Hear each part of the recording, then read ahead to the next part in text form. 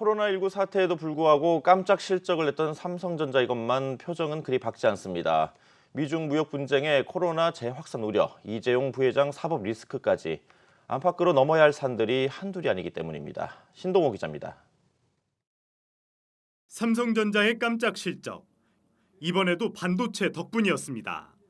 언택트 문화 확산으로 PC와 게임 콘솔에 대한 수요가 크게 늘면서 반도체 부문에서만 지난 2018년 4분기 이후 처음으로 5조 원이 넘는 영업이익을 달성했습니다.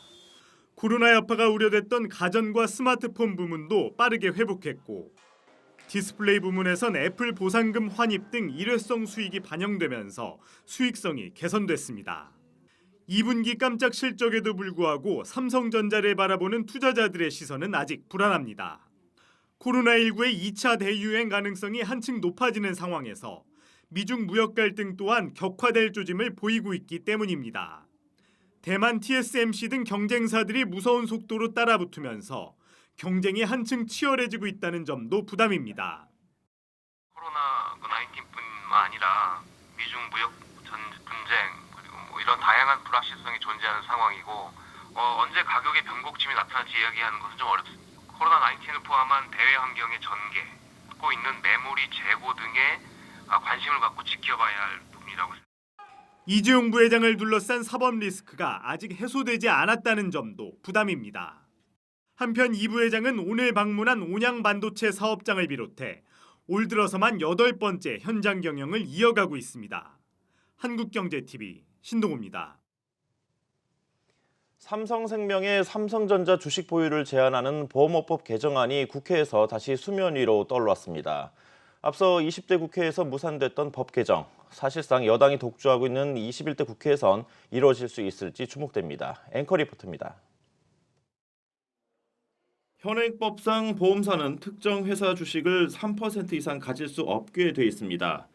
주식이 위험 자산으로 분류되는 만큼 투자 손실이 보험 가입자에게 전이될 위험을 막기 위해서입니다. 그런데 지분 가치를 매기는 기준이 시장 가격이 아닌 취득 원가에 맞춰져 있다 보니 사실상 법의 취지가 무색한 게 현실입니다.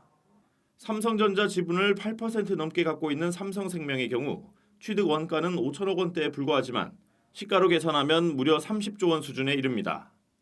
지분 가치를 매기는 기준이 무엇이냐에 따라 삼성생명 전체 자산에서 삼성전자 비중은 0.18%가 되기도 10%가 되기도 하는 겁니다.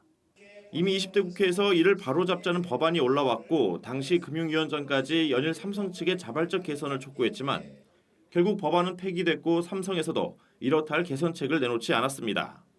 하지만 이 보험업법 개정안이 21대 국회에 다시 올라오면서 삼성은 긴장해야 할 처지에 놓였습니다. 삼성생명의 총 자산 중 주식이 차지하는 비중이 무려 14%입니다.